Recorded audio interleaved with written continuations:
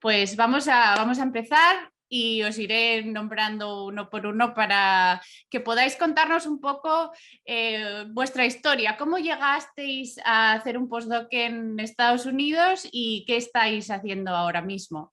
Nerea, por favor. Hola a todos, gracias Olaya. Gracias por organizar esto porque creo que es muy importante una vez que entras al postdoc o antes de hacer el postdoc tener claro qué tienes que hacer y muchas veces muchos venimos aquí un poco a lo loco y luego nos encontramos, ¿sabes?, con no tener una dirección clara tampoco quizá, ¿no? Bueno, mi nombre es Nerea, yo hice la tesis en España, en Pamplona, en la Universidad de Navarra. Hice la tesis en terapia génica. Y cómo llegué aquí, pues tenías muy claro que quería hacer un postdoc, tenía muy claro que quería seguir en academias, eso es creo que lo más claro que he tenido en cuanto a decisiones de carrera, creo que siempre, y sabía también que quería seguir en el mismo campo.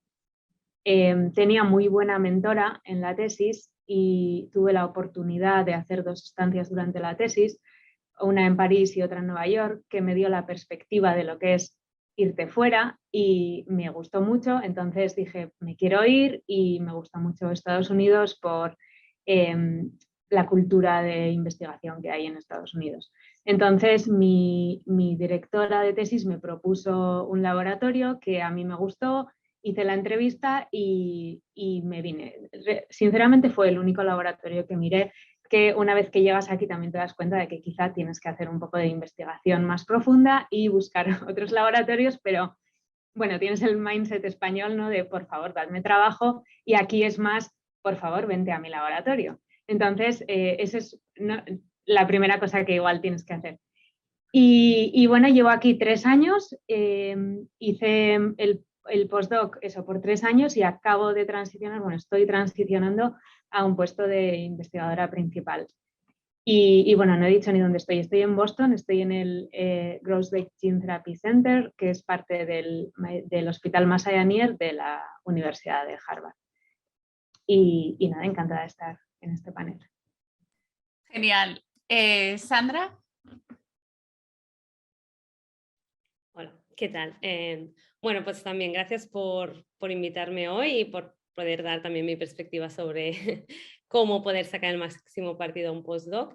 Yo hice mi doctorado en Barcelona en neurociencias y un poco como comentaba Olaya, pues yo también fui un poco a lo loco, no pensé mucho cuando estaba terminando mi doctorado y tiré un poco por el camino fácil, es decir, continuar la ruta académica. No tenía claro que quería ser PI, no tenía claro nada, simplemente tenía ganas de aventura y me tiré un poco a la piscina. Y ahora, o sea, un poco mirando hacia atrás, creo que es verdad que en el momento no tenía ni las herramientas ni la información necesaria para valorar qué es lo que quería hacer con mi carrera y simplemente pues decidí o postdoc o industria, pues postdoc.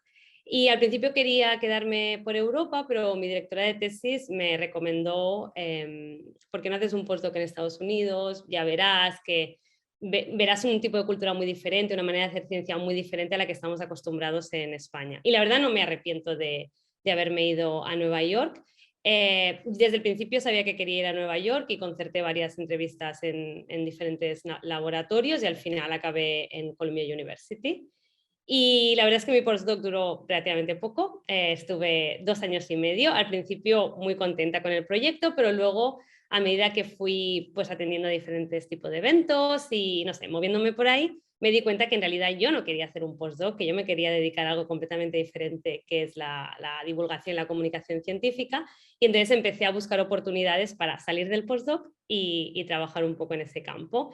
Y entonces al final encontré una posición de Education and Outreach Coordinator en el New York Genome Center, que para mí era una posición ideal porque se trataba de hacer un poco de project manager para un proyecto muy grande que agrupaba varios grupos en Nueva York, y dentro de este proyecto había una parte de dinero dedicada a Education and Outreach, que yo podía organizar diferentes tipos de eventos.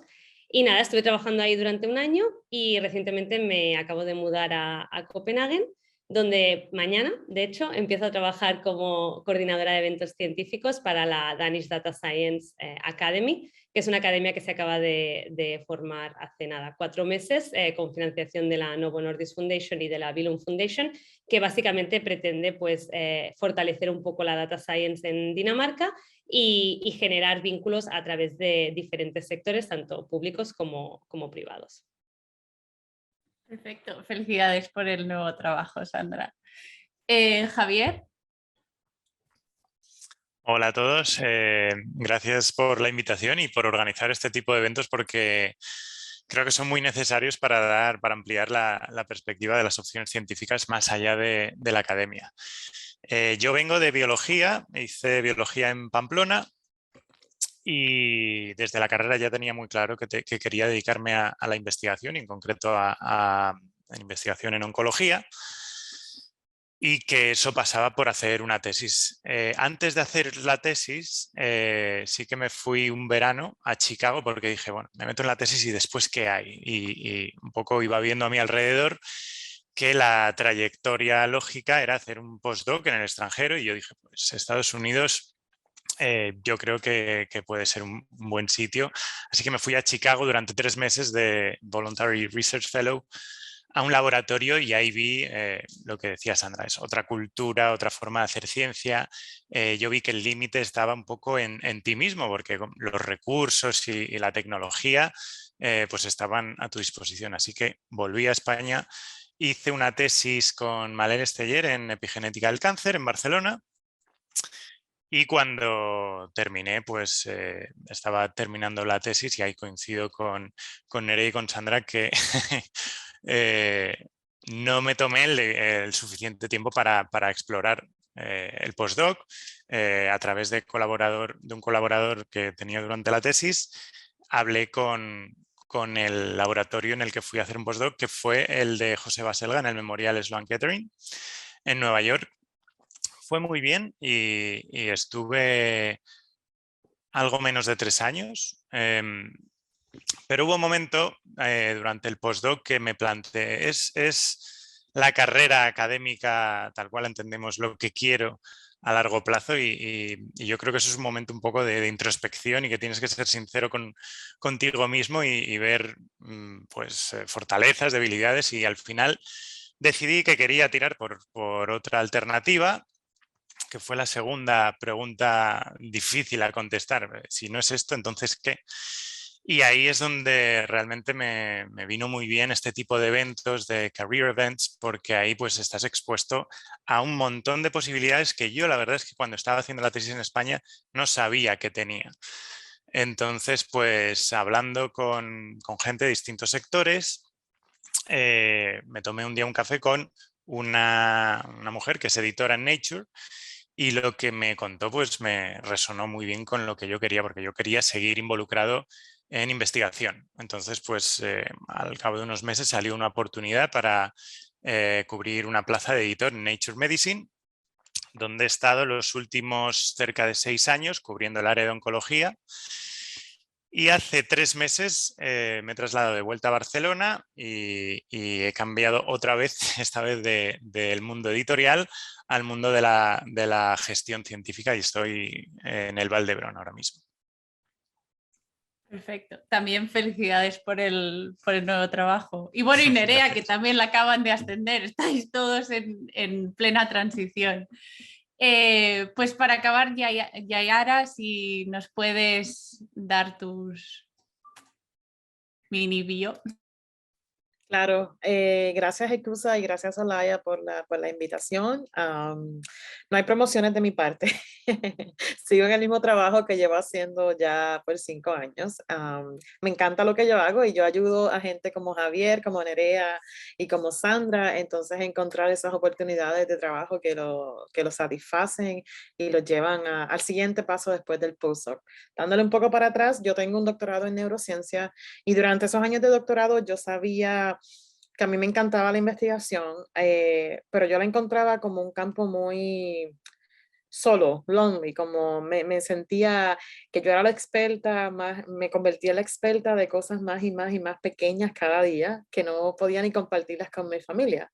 Entonces, yo soy lo que en inglés se conoce como un people's person, como que yo me beneficio muchísimo de la interacción social, del hablar de películas y salir a comer y todas esas cosas. Y en el laboratorio a veces yo me sentía un poco como sola en cuanto todo el mundo estaba ahí enfocado en la investigación, en la próxima conferencia, y yo quería hablar de cosas que nada tenían que ver con eso. Entonces me di cuenta muy pronto que una carrera en ciencias se me iba a hacer cuesta arriba, pues por el componente este de que la ciencia se convierte en 95% de lo que tú eres.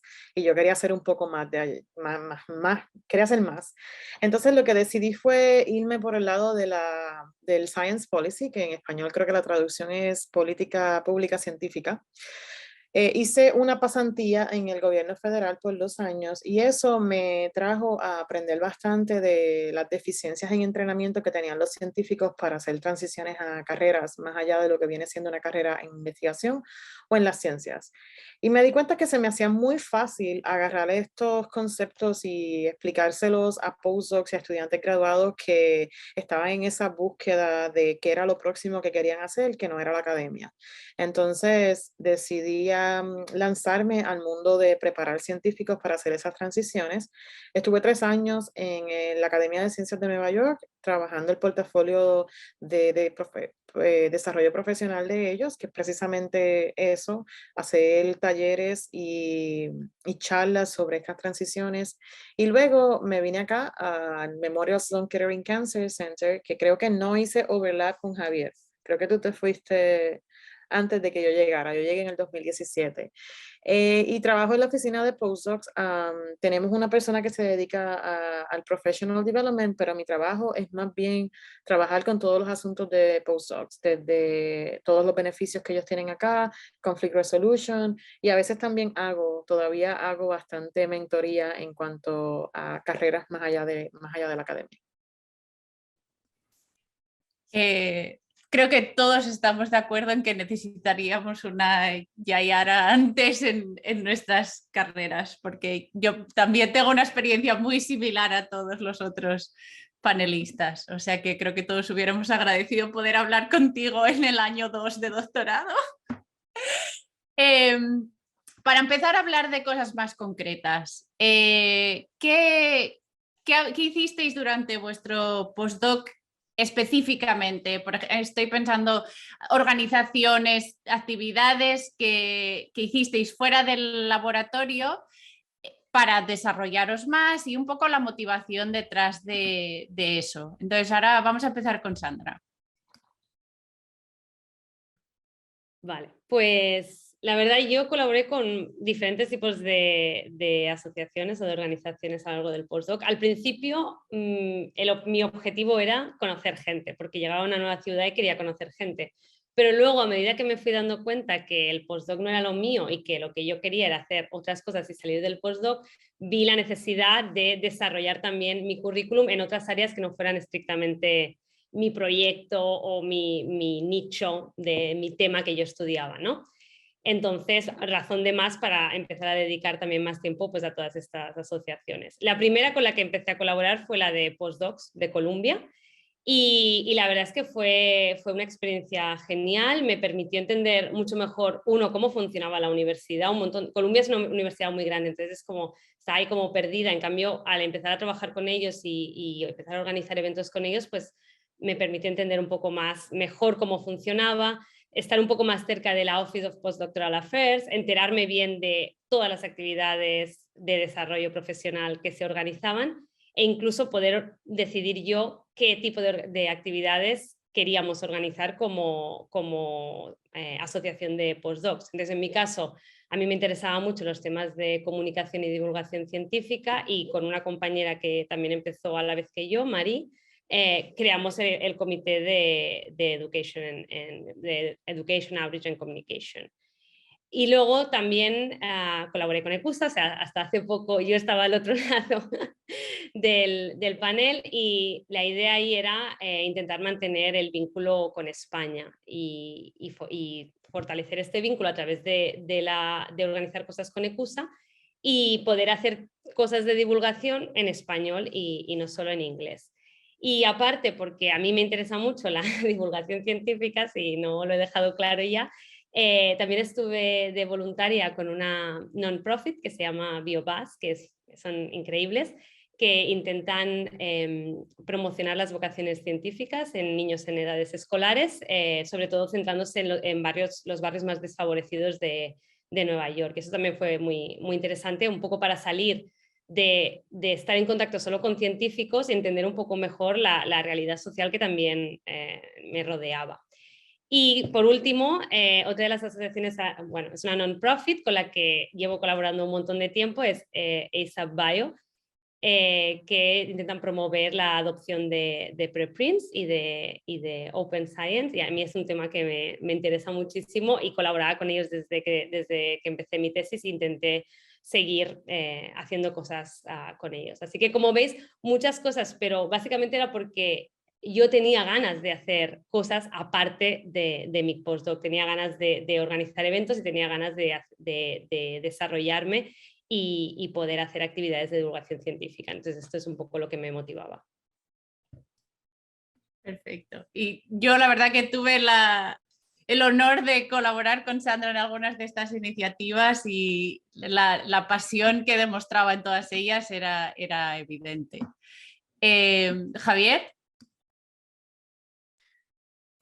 Bueno, yo durante el postdoc, principalmente la asociación con la que más me involucré fue ECUSA también. Estando en Nueva York, estuvimos un poco en la presentación de ECUSA en Instituto Cervantes allá por 2015, creo que fue, y la verdad es que vi cómo era un poco un hervidero así de gente que estábamos empezando o a mitad de camino del postdoc allí en Nueva York, y para conocer gente y experiencias estuvo muy bien. Y luego, pues pude participar en algunas actividades de mentoring y tal y cual. Y luego cuando fui, pues eso, planteándome un poco mi carrera y qué posibles cambios podía darle, empecé a colaborar con una organización de la Universidad del País Vasco, que es de Science Communication. Es un blog que se llama Mapping Ignorance, y pues me sirvió un poco para testarme a mí mismo cómo se me daba y cuánto me interesaba esto, y la verdad es que me encantó, y fue una de las cosas, de hecho, que me apoyaron o que me empujaron hacia el mundo del Science Publishing, porque yo quería ver si era capaz, pues eso, de relacionar conceptos o estudios que estaban un poco fuera de mi zona de confort y transmitirlos, que es una de las cualidades un poco que requiere ser editor. Y la experiencia me gustó, y fue algo que me lancé, y también pues colaboré con otros blogs como Science Seekers o Science Matters de la Universidad de Navarra, y el ámbito de la comunicación científica fue algo que intenté un poco desarrollar todo lo que pude durante mi postdoc, y yo creo que me dieron un poco esas skills y esa confianza para lanzarme un poco al siguiente paso que di. Perfecto. Nerea. Pues yo un poco como Javier también. Principalmente ECUSA, o sea, bastante activamente he colaborado con ECUSA. Me parece una buena forma de mantener, como decía Sandra, el nexo con España, conocer a gente que está en tu misma situación, con tus mismas ganas, y eso la verdad que nutre un montón, organizar eventos con gente así. Y bueno, obviamente haces un montón de networking, conoces a mucha gente con la que probablemente en un futuro vayas a trabajar. Y luego también he colaborado con la oficina con la postdoc office, no, con la asociación de postdocs de aquí, de Harvard, para organizar algún evento también. Pero vaya, asociaciones que no sean directamente relacionadas con mi campo científico, tampoco más. ECUSA y la de postdocs. Luego pues sí que colaboro con las asociaciones de mi campo de terapia génica, tanto europeo como americano, en pues, ¿sabes?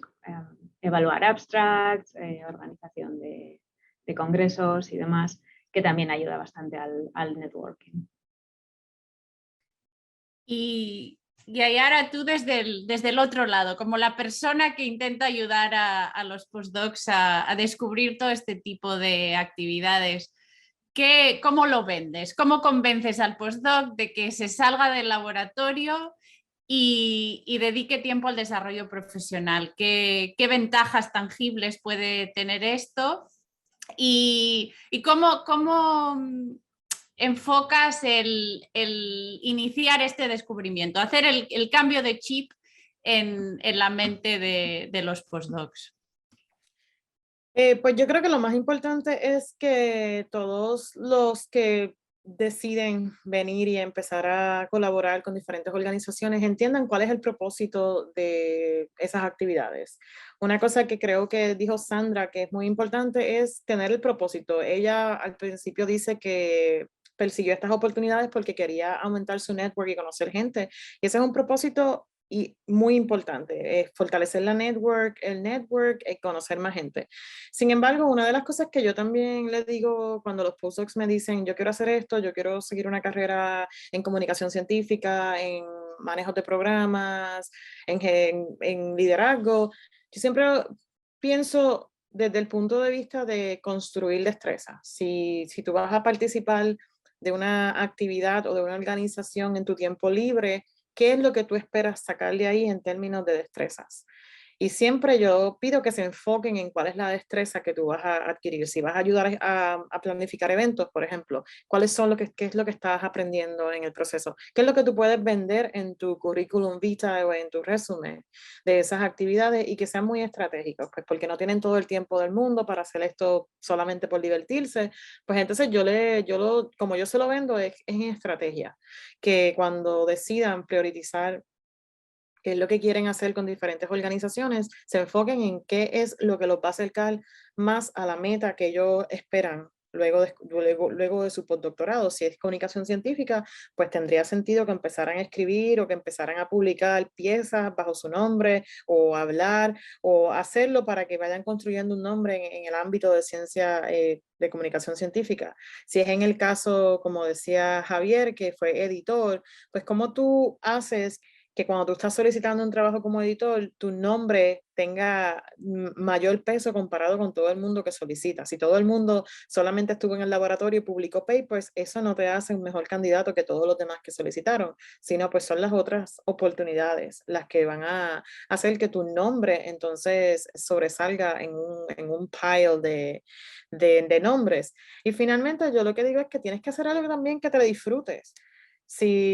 Si vas a estar miserable en tu tiempo libre porque decidiste hacer este voluntariado, pues entonces no va a ser sostenible, porque estás sacando de tu tiempo que pudieras tal vez estar en el laboratorio produciendo experimentos y acercándote más a publicar o a esos deliverables que tiene la academia, lo estás consumiendo tu tiempo en estas actividades que a lo mejor no te hacen feliz. Pues entonces yo digo, tiene que gustarte. Lo que sea que tú vayas a hacer, no puede ser un sacrificio. Tiene que ser algo que tú digas, al final del día voy a ir a una escuela a hablar con los niños de la ciencia porque me lo disfruto, o voy a estar planificando eventos porque a mí me encanta tener esas agendas y conocer toda esa gente. So, tiene que haber un happy medium entre que te guste, las destrezas y que te acerque a la meta que tú quieres después del postdoctorado.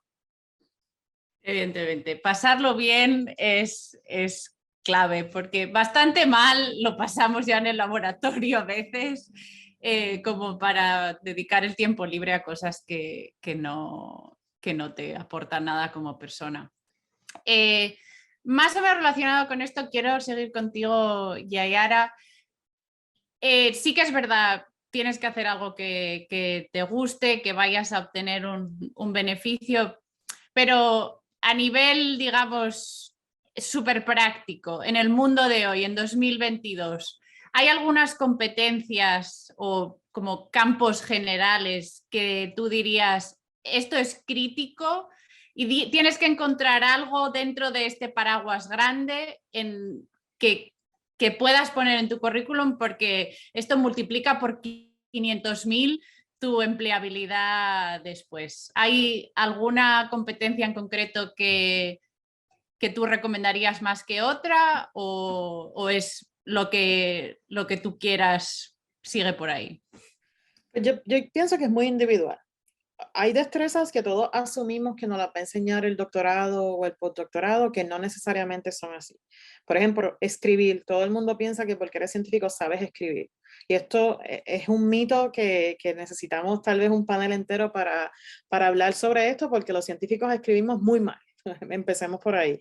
Nos comunicamos entre nosotros de una manera, y Javier se está riendo porque pues, probablemente en su escritorio él vio lo mejor y lo peor de estas publicaciones, pero es cierto, nosotros le hablamos a gente que entiende un lenguaje de una manera totalmente no interesante. Los papers científicos están redactados de una manera aburrida, en una estructura que a veces no tiene ni pies ni cabeza, y eso yo creo que a veces es importante que cuando nos queremos separarnos un poco de la academia, aprendemos a comunicarnos por escrito y en persona.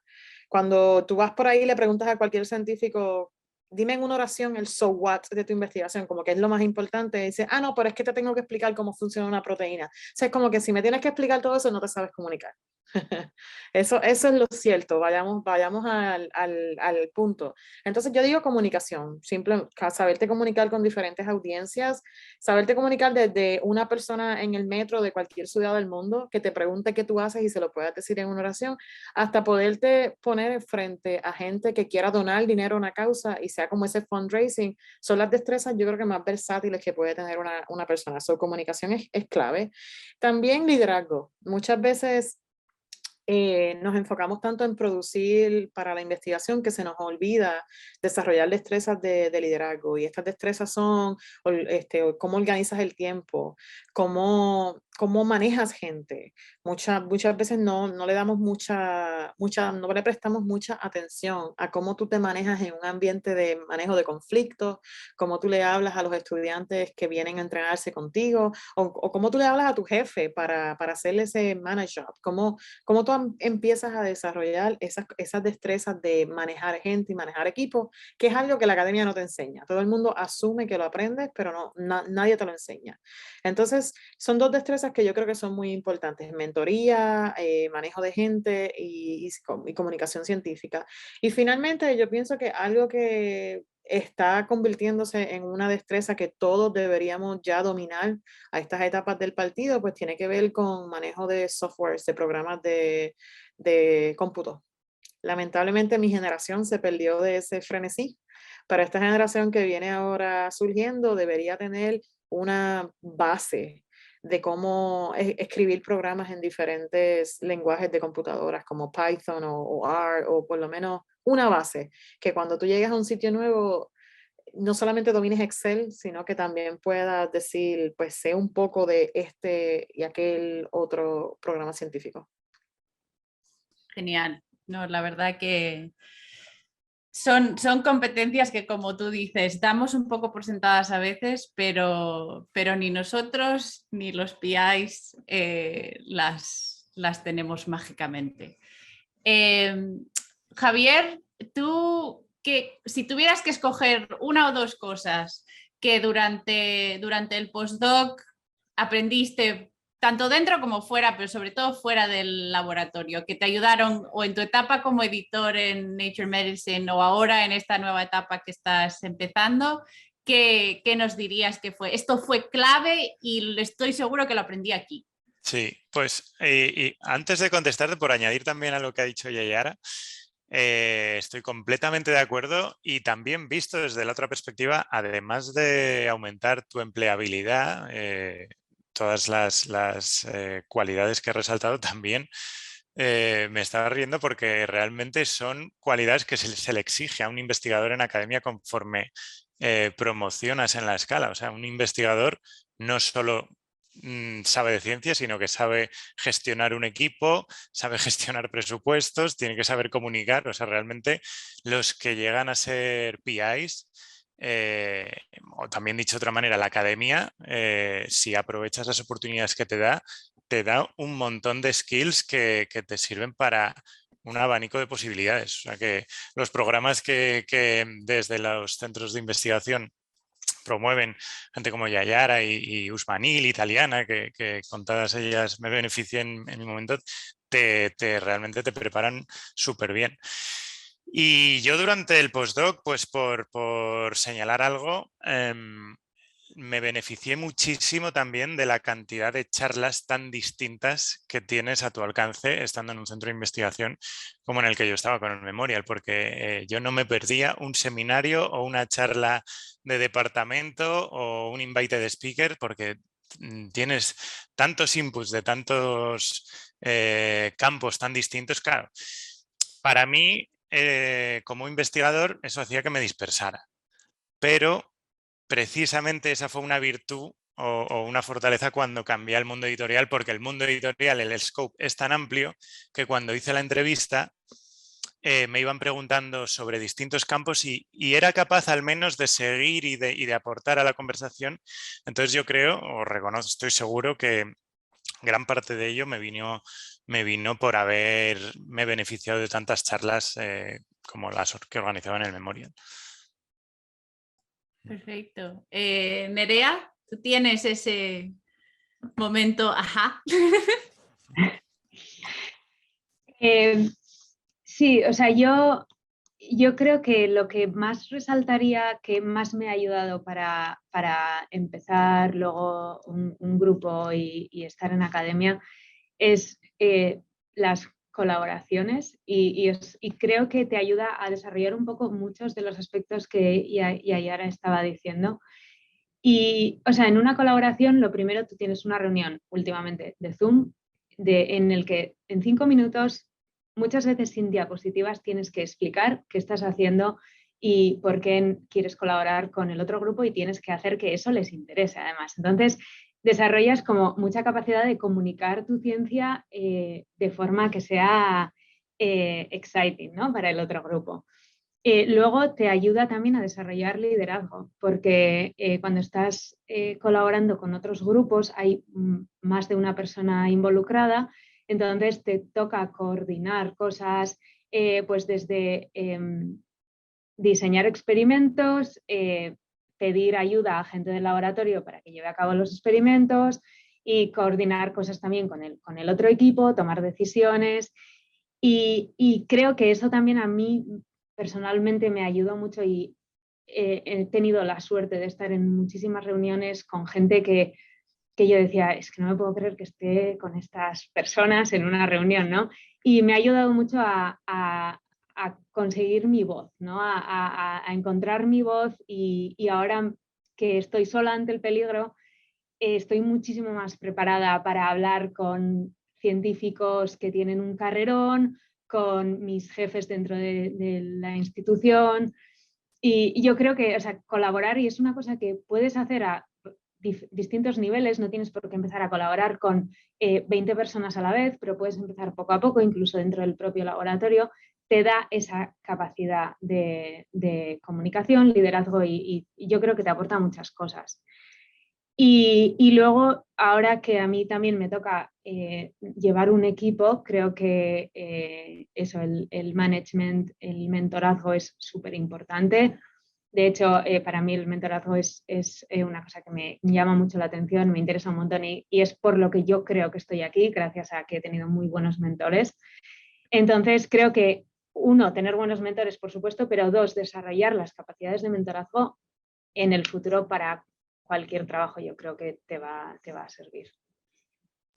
Y quiero aprovechar este momento para decir que ECUSA tiene un montón de programas de mentorazgo para diferentes etapas de la carrera, así que estéis donde estéis, ECUSA tiene algo para poneros en contacto con otra persona con la que poder discutir todo este tipo de decisiones y empezar a desarrollar la red de contactos. O sea que os animo a buscar en la página web, hay un montón de programas que van pasando durante todo el año. Sandra. Pues en mi caso diría que dentro del postdoc lo que más me ha ayudado ha sido quizá esta mentalidad que desarrollamos de solucionar problemas y de ser resilientes. Creo que es algo que se valoró mucho, o sea, se suponía que yo tenía, y mi primera posición, mi jefe me dijo, te escogimos a ti porque tenías un postdoc, aunque no era necesario, pero porque presuponíamos que tenías este mindset y que ibas a, o sea, que no te iba a parar nada y que yo te podía lanzar cualquier cosa y tú ibas a ser capaz de encontrar la solución. Y luego fuera del laboratorio, pues evidentemente el poder darme cuenta que yo sola podía organizar cosas y podía organizar eventos. Y de hecho, cuando estaba buscando posiciones fuera del postdoc, en mi resumen, lo primero que tenía más arriba era todo lo que yo había hecho con ECUSA y con la Asociación de Postdocs. Y el postdoc lo ponía como, vale, pues estoy haciendo el postdoc, pero no era lo más importante. Lo más importante era todo lo que yo estaba aprendiendo y todo lo que yo estaba haciendo con estas asociaciones. Así que, sí. Sí, a veces era lo que decía Yayara, son las experiencias y las skills que puedes vender luego, eso es crítico. El poner el postdoc en el currículum es clave, pero en este país sobre todo para que te cuenten los años de experiencia. Por decir, no, que yo llevo 3 años desde que acabé el doctorado, esto me tienes que contar como alguien un poco más senior. Pues antes de pasar a las preguntas de la audiencia, quiero haceros una última pregunta, porque todos habéis hablado de muy buenas experiencias, habéis hecho un montón de cosas, mucho tiempo fuera del laboratorio haciendo todo este tipo de actividades. ¿Cómo se lo tomó vuestro jefe, el investigador principal del grupo en el que estabais? ¿Tuvisteis este tipo de conversaciones con ellos? ¿Cómo lo abordasteis y si os apoyaron? Vamos a empezar con Nerea, que ahora está del otro lado, así que no sé lo que nos va a decir.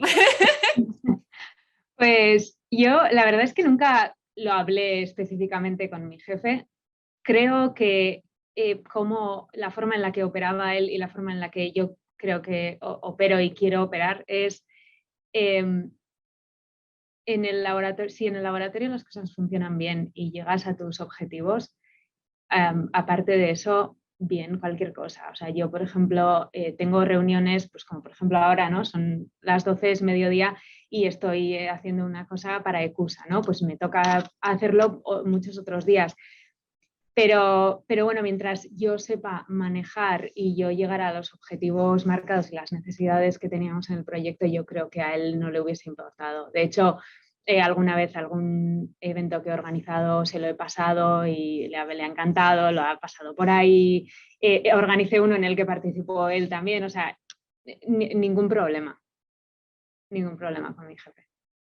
Está bien oír ese tipo de experiencias. Javier, ¿tú tuviste experiencia similar? O... Sí, o sea, yo la verdad es que no tuve ningún problema con mi jefe. De hecho, cuando se lo dije, pues me dijo, bueno, pues si necesitas algo, si te puedo ayudar, recomendaciones, tal.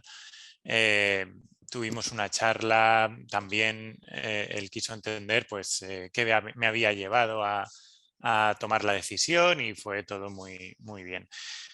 Con quien sí que hablé también, porque claro, pues estás en un laboratorio, pues decirle a tu jefe, estoy pensando en alternativas, pues no sé, me chirriaba un poco. Entonces sí que me apoyé mucho en mis mentores previos, tanto de la tesis como en la universidad, porque son gente que te conocen, que ya han estado, han pasado por donde tú estás y probablemente hayan tenido experiencia con otros estudiantes y te pueden aconsejar un poco más desde la distancia. Entonces, para mí, el apoyarme en estos mentores fue muy importante y me dieron muchísimo apoyo para mi transición y es algo que siempre agradeceré. Y es relacionado con lo que decía Nerea, tener esa red de mentores disponible en todo momento es súper importante, no se puede depender de una persona únicamente. Sandra, ¿cuál fue tu experiencia? Pues en mi caso no tuve un apoyo específico en mi PI, pero más que nada porque nunca se me pasó por la cabeza decirle, oye, mira, estoy pensando que el postdoc no es lo mío, tengo dudas de cuál va a ser mi siguiente paso. Mirando un poco hacia atrás, quizá fue un error, quizá debía haberme abierto un poco más, pero también es verdad que la cultura del laboratorio, lo que yo veía no era que se promocionara, pues yo qué sé, hacer una reunión anual para discutir cuáles, ¿no? tus long-term goals, o hacer el MyIDP, ¿no? Que siempre está muy de moda y que está bien hacerlo, sobre todo al principio. Entonces yo entendí que lo que mi jefa esperaba de mí era que me dedicara al laboratorio, y que si yo le decía abiertamente, oye, mira, estoy dedicando todo este tiempo a hacer estas otras cosas, no le iba a gustar. Dicho esto, jamás de los jamases tuve ningún problema para irme a ninguna hora o como dice Nerea, pues a las 12 hay esta sesión que quiero atender, pues voy, luego vengo. Jamás, jamás, jamás. Tampoco, no lo dije, o sea, no lo escondía, pero tampoco lo decía muy públicamente, pero nunca jamás tuve ningún problema. Sí, la verdad que la flexibilidad es bastante común. Dependes de lo que te tarde el experimento, pero hay flexibilidad en los horarios. Yayara, ¿qué consejos darías para alguien que igual no tiene el jefe más amigable, abierto a este tipo de conversaciones? ¿Cómo le dices, estoy pensando dejar el mundo académico, o simplemente quiero explorar diferentes opciones, trabajar en mi desarrollo profesional, tengo toda esta lista de actividades que quiero hacer por esta razón y esta? ¿Cómo se tiene esta conversación? Y bueno, ¿se debe tener esta conversación? Yo he visto de todo. Llevo 10 años haciendo esto, así que he visto desde los jefes que son, de los principal investigators, que son son mentores, no solamente son advisors, pero son mentores, hasta los que se desprenden totalmente de sus postdocs y esperan que solamente produzcan en su laboratorio. Entonces, yo tengo dos maneras de contestar esta pregunta.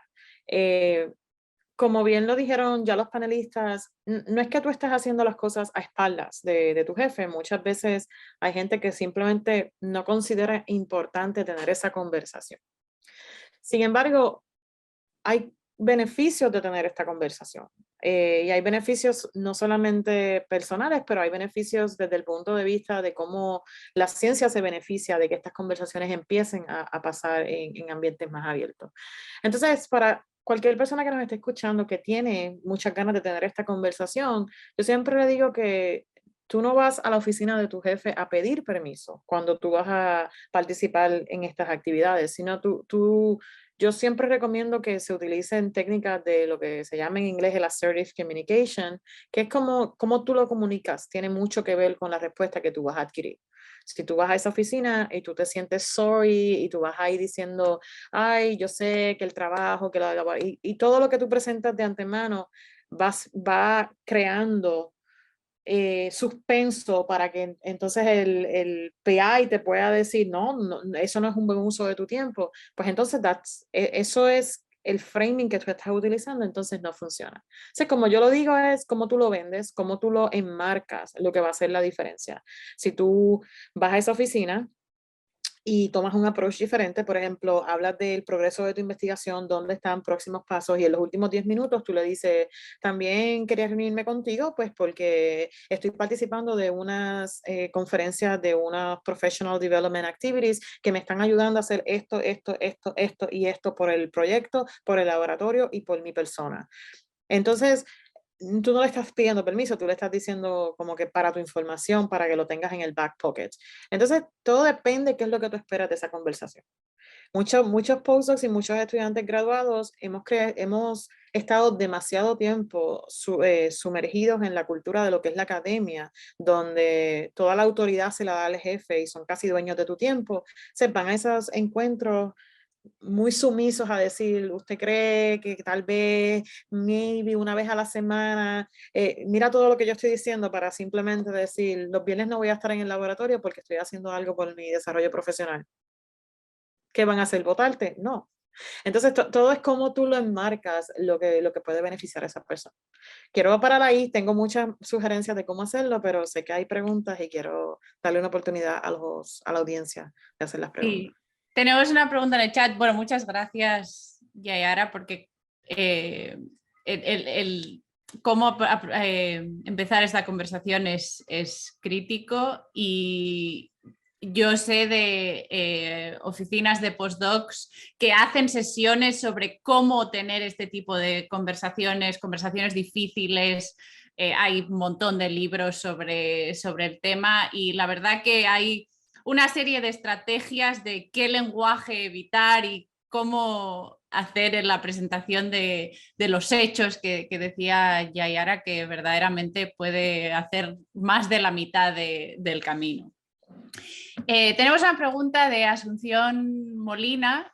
Os agradece a todos compartir vuestras historias. Y para aquellos que habéis salido de la academia, el trabajo científico realizado durante el postdoc, publicaciones, libros, etcétera, etcétera, ¿os ayudó a encontrar el siguiente trabajo? Y si las cosas no salen todo lo bien que uno espera, ¿creéis que limita? No sé si se refiere al hecho de haber pasado por el mundo académico.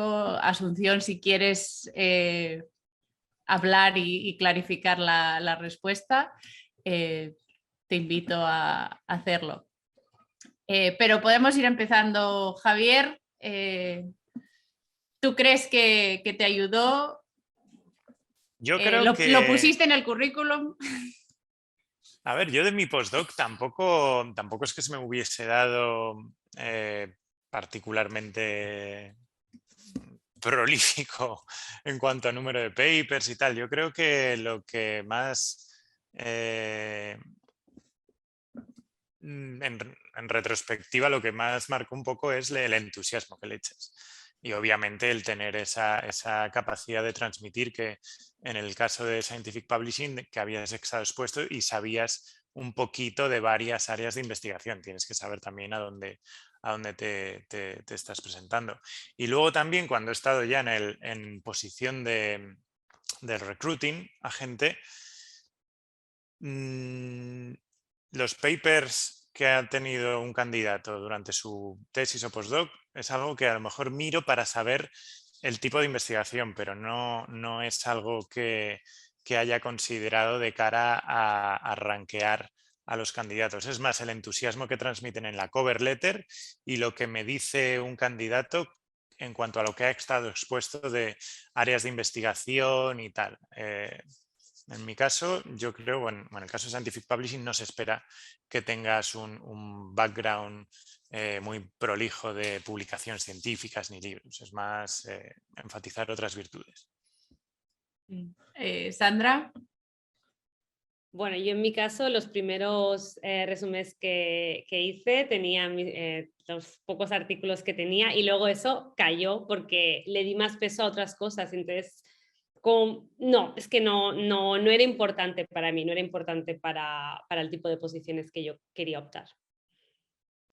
Y yo, por experiencia personal de todos estos workshops y charlas a las que he asistido, casi regla número uno, a no ser que sean cosas súper específicas, en general te dicen, para industria, primero resume, no currículum, que aquí en Estados Unidos es un formato completamente diferente de lo que en España consideramos un currículum. Es una página y es más eso, el vender las habilidades. Les importa muy poco la lista de natures y cells y otras cosas que puedas tener. O sea que también por mi experiencia estoy de acuerdo con Sandra y Javier, que en la mayoría de trabajos fuera del mundo académico es más el demostrar otras cosas que son tangenciales al haber publicado, pero no tanto la cosa en concreto. Y en cuanto a lo de si las cosas no salen bien, que voy a hacer un poco de reinterpretación de la pregunta. Diríamos que te sales de la academia y la primera carrera que enfocaste todo tu esfuerzo durante el postdoc en conseguir todas estas habilidades y resulta que por lo que sea las cosas no salen bien. ¿Tendríais algún consejo para redirigir el rumbo o el que sea? Si La puedo primera persona lanzar, yo creo que el darte cuenta más pronto que tarde de que a lo mejor necesitas un cambio en tu rumbo profesional y empezar a generar esas nuevas skills que Yayara decía que te pueden hacer más destacar a la hora de aplicar al siguiente paso, yo creo que es una forma de sacar buen provecho a tu postdoc. El usar ese tiempo como tiempo de descuento, pero también para ir construyendo esas cualidades que luego te van a permitir transicionar de manera más fácil.